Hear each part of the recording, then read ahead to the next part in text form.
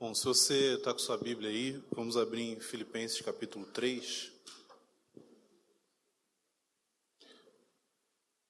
Vai ler do versículo 7 ao 11. Filipenses 3, do 7 ao 11.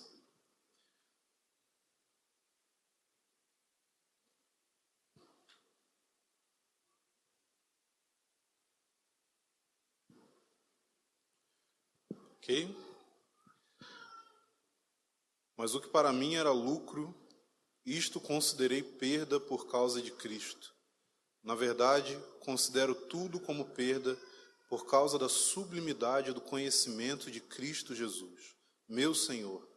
Por causa dele perdi todas as coisas e as considero como lixo para ganhar a Cristo e ser achado nele, não tendo justiça própria que procede da lei, mas aquela que é mediante a fé em Cristo, a justiça que procede de Deus, baseada na fé. O que eu quero é conhecer Cristo e o poder da sua ressurreição, tomar parte nos seus sofrimentos, tornar como ele na sua morte, e para que de algum modo alcançar a ressurreição dentre os mortos. Eu tinha pensado, a princípio, a falar um pouco hoje sobre igreja. Eu pensei em falar algo a respeito da anatomia do corpo de Cristo, mas tem uma mania que a gente tem, mas eu acho que dessa vez foi algo causado pelo próprio Deus, que a gente sempre gosta de pensar em quais são as causas primárias de cada coisa. Então, quando a gente vai ler sobre algum assunto, né, a gente vai sempre tentar encadear aquele assunto dentro da ordem dos temas principais e o que gera cada coisa. E ao pensar em falar sobre igreja, eu estava aqui durante o momento louvor e eu comecei a ser muito tocado assim nas minhas emoções por Deus, e eu comecei a lembrar muito do porquê a gente faz aquilo que a gente faz. Igreja é muito importante para nós, e igreja não só no sentido das programações e das reuniões, mas igreja no sentido da vida como comunidade, de como que a gente relaciona uns com os outros, e por isso a gente fala tanto de aliança, por isso a gente fala tanto de comunhão, por isso a gente fala tanto de falar a verdade uns para os outros, de confrontar quando necessário. Então, isso é algo essencial para nós, mas isso é essencial para nós porque a gente acredita que aquilo que Deus vai fazer, Ele vai fazer por meio da igreja.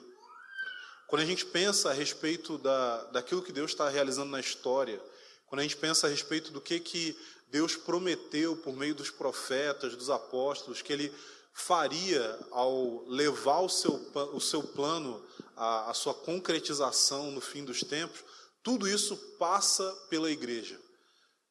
Jesus ele morreu para que ele pudesse comprar um povo para si, para que ele pudesse ter uma noiva para si. Então, a igreja é central no plano de Deus.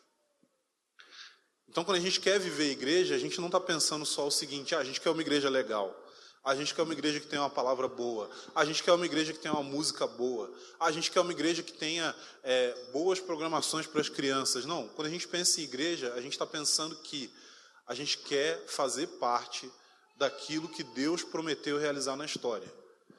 E é por isso que a gente acha a igreja importante.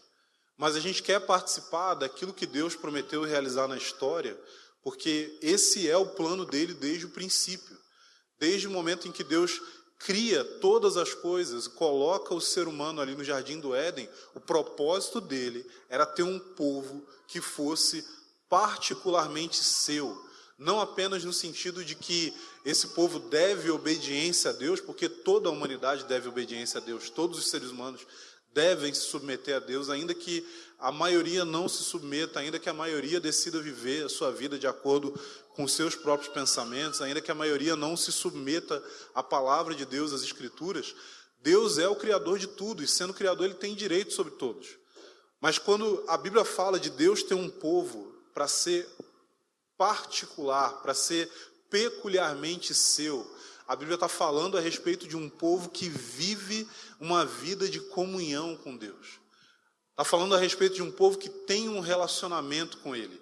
E esse povo é a igreja, independente de qual o formato, independente de qual a denominação, independente de qual é a maneira de se reunir. A questão é que esse povo que teme a Deus, que conhece Jesus, que tem o Espírito Santo, é o povo particular de Deus. E a marca disso é essa vida de comunhão com Ele. Mas tudo isso a gente fala, e eu acho que a minha jornada, assim como a jornada de muitos do Convergência hoje, foi uma jornada que, a princípio, a minha preocupação inicial era simplesmente que eu queria mais de Deus. Era só isso. E querendo mais de Deus, e querendo buscar mais a Deus, e querendo estar mais próximo dEle, conhecer mais a Ele, eu me deparei com o assunto do avivamento. E essa foi a primeira coisa que me tocou. Eu comecei a ouvir a respeito de lugares e pessoas que experimentaram uma medida da presença de Deus que não era comum na sua época. E que essa medida da presença de Deus se espalhou e tocou várias outras pessoas, vários outros lugares. E aí eu me interessei por avivamento. E aí eu comecei a buscar, comecei a orar por avivamento. E eu comecei a ouvir sobre avivamento, eu comecei a ler sobre avivamento, eu comecei a ter algo que queimava no meu coração, querendo ver isso acontecer. Mas aí chegou um momento que eu entendi qual é o propósito do avivamento. E o propósito do avivamento é preparar esse povo. E esse povo, ele é preparado para que ele possa participar dos planos de Deus no fim dos tempos, para que quando Deus realize plenamente o seu plano, nós possamos, de fato, habitar na presença dEle.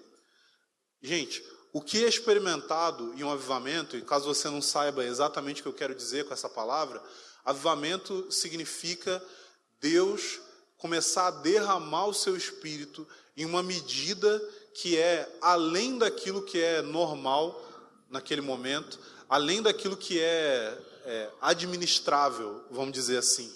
Quando um avivamento vem, é como se fosse o seguinte, olha, você já viu aquele momento em que você está numa reunião e você sente que a presença de Deus está ali? Deus se torna, entre aspas, muito mais real para você naquele momento. Você se sente tocado, você sente, às vezes, fisicamente a presença dEle. Então, um avivamento é quando isso se torna o dia a dia da igreja, tanto dentro quanto fora das reuniões. O avivamento é o momento em que Deus enche a igreja de tal forma do seu Espírito que isso começa a se derramar para fora, para a sociedade. As pessoas começam a ser tocadas. Por quê? Porque aqueles que creem em Jesus estão tão cheios dessa presença, essa presença manifesta, essa presença objetiva, essa presença perceptível por qualquer um, que a sociedade ao redor começa a ser tocada. Mas não tem nenhum avivamento que se compare ao propósito final de Deus, que é de nós habitarmos plenamente com Ele. Não tem avivamento que se compare a Jesus vindo de fato habitar na terra e nós podemos olhar para Ele face a face. E parece loucura para algumas pessoas quando a gente fala a respeito disso, mas é isso que a gente crê, é isso que a gente não só crê, mas é isso que está assim, encarnado no nosso coração. Se você está aqui, provavelmente você está aqui porque, de alguma forma, Deus te atraiu para Ele. E isso daí é a coisa principal. Isso é o que a gente quer. E é por isso que na Bíblia, Paulo, por exemplo, vai dizer que viver é Cristo, mas morrer é lucro. Por quê? Porque se você crê de fato no Evangelho, morrer é simplesmente um passo que você dá para estar diante dessa presença de Jesus. E aí talvez você pode se perguntar, mas então se morrer é lucro, por que a gente vai querer viver? A gente quer viver porque a gente quer fazer parte daquilo que Ele está fazendo. A gente quer viver porque ainda que viver seja mais doloroso, ainda que viver seja mais problemático do que estar na presença dEle após a morte, nós sabemos que ao vivermos nessa terra, nós podemos nos tornar participantes, cooperadores, pessoas que estão ao lado de Deus trabalhando junto com Ele, e isso é um privilégio que a gente vai carregar como uma honra por toda a eternidade. Então, a coisa principal, gente, é a presença de Deus. A coisa principal é conhecer Jesus. Então, a gente faz igreja do jeito que a gente faz, porque a gente quer mais disso. A gente estuda e fala sobre teologia do jeito que a gente fala e estuda exatamente por causa disso. Por quê? Porque a gente quer ser fiel e a gente quer ensinar a palavra de tal forma que essa palavra possa ser testificada pela presença do próprio Deus. Tudo que a gente faz tem a ver com isso. Tudo que a gente faz tem a ver com isso. E pode ser que a gente comece a ficar tão envolvido em coisas como a vida da igreja, e a gente pensa a respeito de comunhão, e a gente pensa a respeito de igreja caseira, que a gente pode perder isso de vista. O foco pode começar a ser a igreja. Mas se o foco for a igreja e os relacionamentos, a igreja e os relacionamentos não vão funcionar como eles devem funcionar. Se você está aqui, você não está aqui só para fazer parte de uma igreja que enfatiza muito a vida em comunidade. Se você está aqui para fazer parte de uma igreja, ou em qualquer outro lugar que você estiver, o propósito de Deus para a sua vida é que você faça parte de uma igreja que tem o foco nele. Ele é o foco principal. Não tem nada que seja maior do que ele. E enquanto a gente estava cantando e eu estava sentindo a presença de Deus, eu lembrei de tem um poema que foi escrito por um cara chamado Peter Craig, que é um cara que ele é um líder no movimento de oração 24 horas e casas de oração no mundo. E eu achei aqui, ele está bem mal traduzido, mas eu acho que já dá para ter uma noção. E eu lembro, gente, quando eu li isso daqui a primeira vez, a minha sensação foi que alguém tinha colocado em palavras aquilo que o meu coração mais desejava. E antes da gente entrar na passagem, eu quero ler isso daqui para vocês.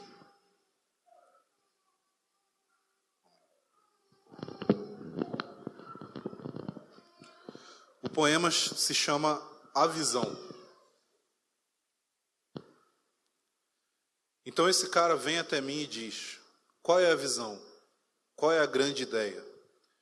Eu abro minha boca e as palavras saem assim. A visão é Jesus, obsessivamente, perigosamente, inegavelmente Jesus. A visão é um exército de jovens. Você vê ossos, eu vejo um exército, e eles estão livres do materialismo. Eles riem de empregos de 9 às 5, como pequenas prisões. Eles poderiam comer caviar na segunda-feira e farelo na terça. Eles nem perceberiam. Eles sabem o significado da Matrix, a maneira como o Oeste foi conquistado. Eles são móveis como o vento, pertencem às nações. Eles não precisam de passaporte. As pessoas escrevem seus endereços a lápis e se perguntam sobre a sua estranha existência. Eles são livres, mas são escravos dos feridos, sujos e moribundos. Qual é a visão? A visão é santidade que machuca os olhos. Isso faz as crianças rirem e os adultos ficarem com raiva. Ele desistiu do jogo da integridade mínima há muito tempo para alcançar as estrelas. Ele despreza o bem e se esforça para o melhor. Ele é perigosamente puro. A luz pisca em cada motivo secreto, de cada conversa particular. Eles amam as pessoas com os seus saltos suicidas, os seus jogos satânicos. Este é um exército que dará a vida pela causa. 1 milhão de vezes ao dia, os seus soldados escolhem perder para que um dia ganhem o grande. Muito bem, servo bom e fiel, filhos e filhas fiéis. Esses heróis são tão radicais na segunda-feira de manhã quanto no domingo à noite. Eles não precisam de fama e de nomes. Em vez disso, eles sorriem silenciosamente e eles ouvem as multidões cantando de novo e de novo. Vão em frente. Este é o som do underground, o sussurro da história sendo construída, fundações tremendo, revolucionários sonhando mais uma vez. O mistério está tramando em sussurros. Conspirar é respirar. Este é o som do underground. Esse exército é um exército de discípulos, jovens que espancam seus corpos até a submissão, Todo soldado levaria um tiro por seu camarada de armas. A tatuagem nas costas deles diz orgulhosamente: para mim, viver é Cristo e morrer é lucro. O sacrifício aumenta o fogo da vitória e os seus olhos vão para cima. Vencedores, mártires, quem pode detê-los? Os hormônios podem segurá-los? O fracasso pode ser bem-sucedido? O medo pode assustá-los ou a morte pode matá-los? Essa geração ora como um homem à beira da morte, com gemidos inexprimíveis e gritos de guerreiros, lágrimas sulfúricas e um grande carro cheio de risos, esperando, vigiando, 24 horas por dia, 7 dias por semana, 365 dias por ano. O que for preciso eles darão, quebrando as regras, sacudindo a mediocridade de sua pequena e aconchegante pele, estabelecendo seus direitos e seus preciosos erros, rindo de rótulos, jejuando do essencial. Os anunciantes não podem moldá-los, Hollywood não pode segurá-los. A pressão do meio é impotente para abalar a sua determinação em festas noturnas antes que o galo cante. Eles são incrivelmente legais, perigosamente atraentes por dentro. Do lado de fora, eles mal se importam. Eles usam roupas como fantasias para comunicar e comemorar, mas nunca para se esconder.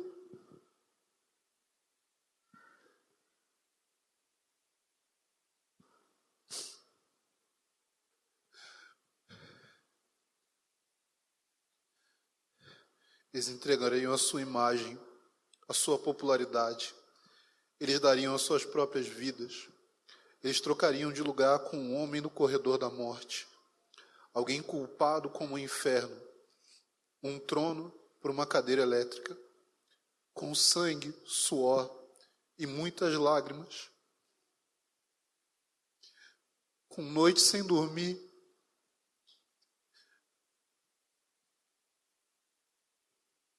e dias infrutíferos. Eles oram como se tudo dependesse de Deus e vivem como se tudo dependesse deles.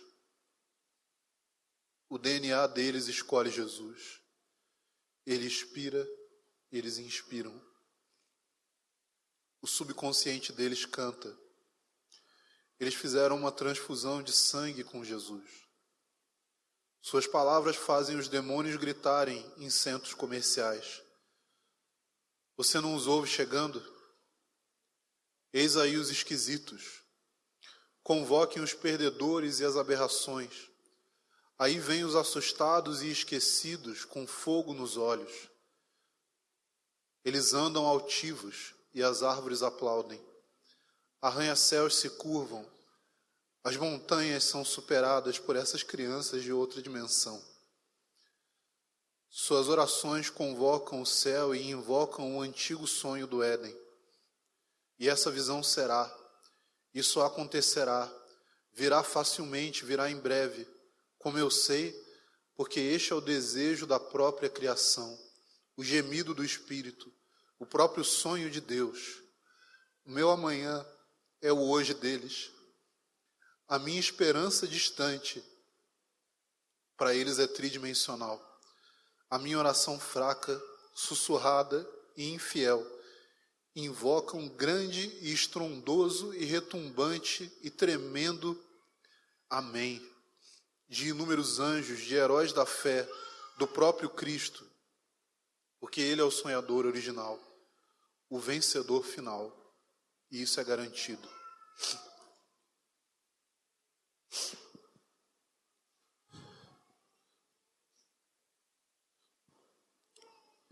Paulo era um religioso, um fariseu, alguém com muito prestígio na sua comunidade, alguém que tinha tudo que poderia ser alcançado.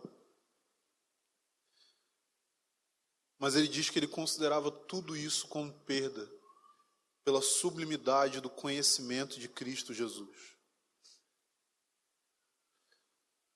Você foi criado para conhecer Jesus. Obrigado.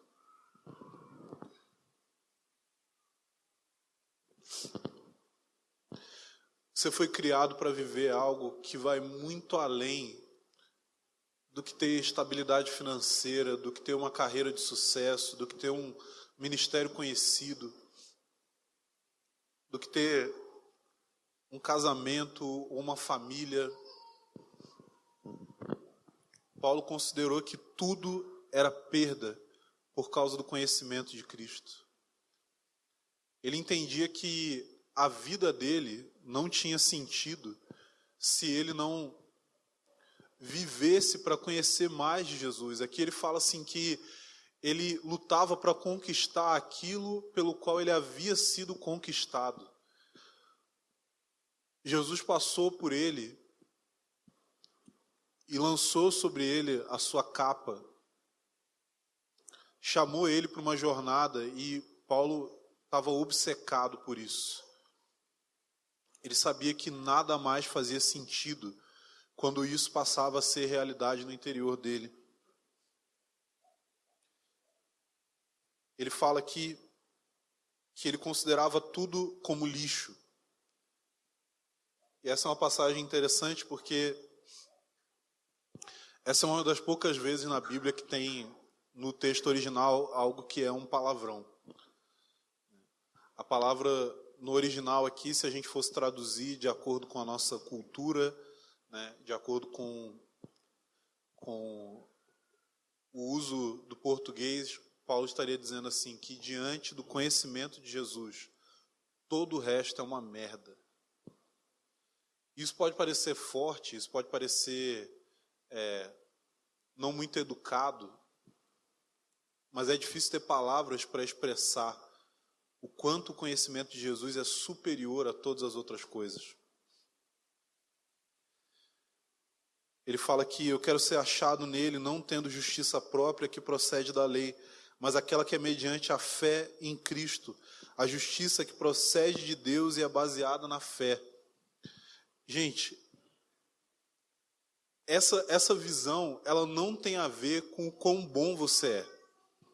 Essa visão não tem a ver com o quanto você consegue fazer as coisas, o quanto a sua vida está de acordo com os padrões, o quanto que você consegue gerar de santidade no seu próprio coração. Essa visão não tem a ver com a sua performance. Paixão por Jesus não tem a ver com a nossa performance, não tem a ver com o que você consegue fazer, porque a gente está falando de paixão por alguém que sabe o quão fracos nós somos. A gente está falando a respeito de alguém que entregou a sua vida para morrer, porque nós não tínhamos capacidade de nos livrar dos nossos próprios pecados.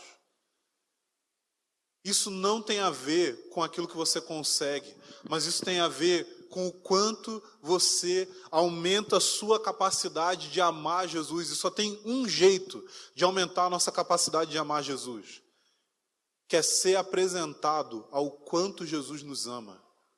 E o quanto Jesus nos ama, você pode ter certeza que é muito mais do que a gente é capaz de imaginar. O amor de Jesus por nós é um amor diante dos nossos pecados. É um amor diante das nossas debilidades. É um amor diante das nossas fraquezas. E ele é um amor que não exige para você, ele não chega para você dizendo, olha, conserta a sua vida e depois começa a me buscar. É um amor que diz para você, venha na minha direção. E enquanto você vem na minha direção, eu me responsabilizo de transformar o seu coração.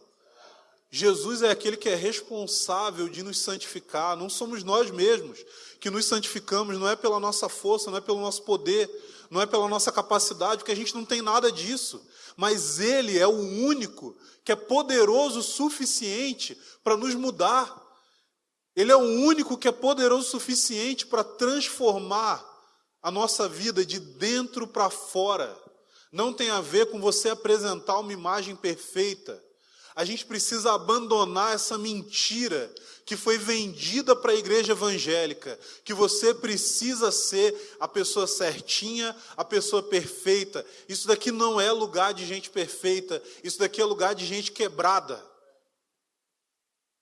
Porque se você não fosse quebrado, Jesus não precisaria ter morrido por você.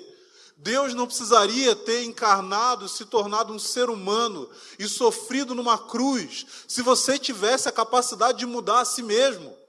Mas o amor dele olha para a sua incapacidade e se lança para ser crucificado e morto. Ele conquistou para nós aquilo que é necessário para que nós sejamos livres do inferno e para que nós sejamos libertos do pecado que nos escraviza. E Paulo sabia disso. Paulo não estava fazendo uma barganha com Deus, dizendo, olha, eu vou fazer muitas coisas e aí você me dá em troca o conhecimento de Cristo. Não, Paulo estava simplesmente se rendendo e dizendo, olha, eu não tenho o que fazer, a não ser colocar a minha vida diante dele e dizer, eu quero mais, eu preciso de mais. Você me deixou viciado nesse negócio e não tem outra coisa que consegue suprir essa lacuna no meu coração.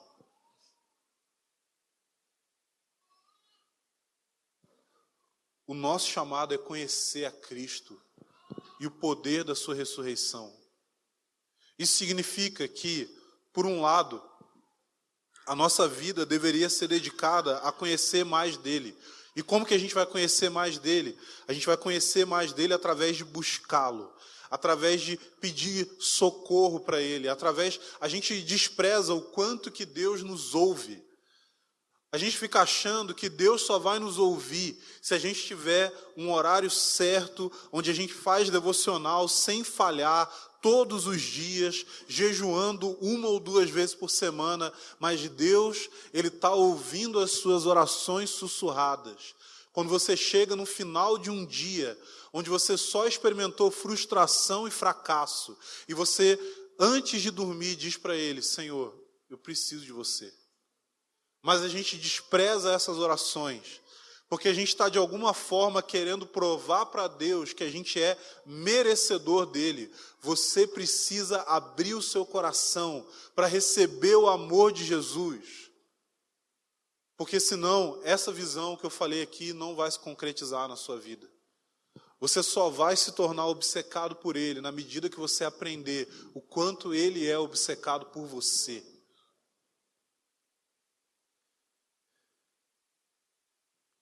Mas o poder da ressurreição não tem a ver só com isso. O poder da ressurreição tem a ver com olhar para essa nossa vida. Essa vida em um mundo caído, em um mundo podre, e saber que isso não é a nossa vida de fato. Que a nossa verdadeira vida está escondida com Ele. É olhar para trabalho, é olhar para dinheiro, é olhar para conforto, é olhar para tudo ao nosso redor. Reconhecimento, nossas carências e debilidades, nossos defeitos e frustrações, é olhar para tudo isso e saber, isso tudo passa. Porque o que é eterno está guardado com Cristo nos céus. Mas um dia Ele vai voltar. E quando Ele voltar, a nossa verdadeira vida vai se manifestar. Os 70, 80, 90 ou 100 anos que a gente passa nessa terra não são nada comparados a uma eternidade ao lado de Jesus.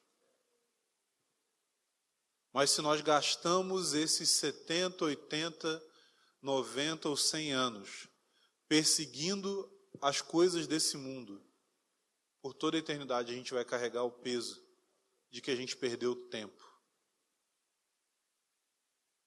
A gente perdeu tempo. O poder da ressurreição tem a ver com viver uma vida que entende o valor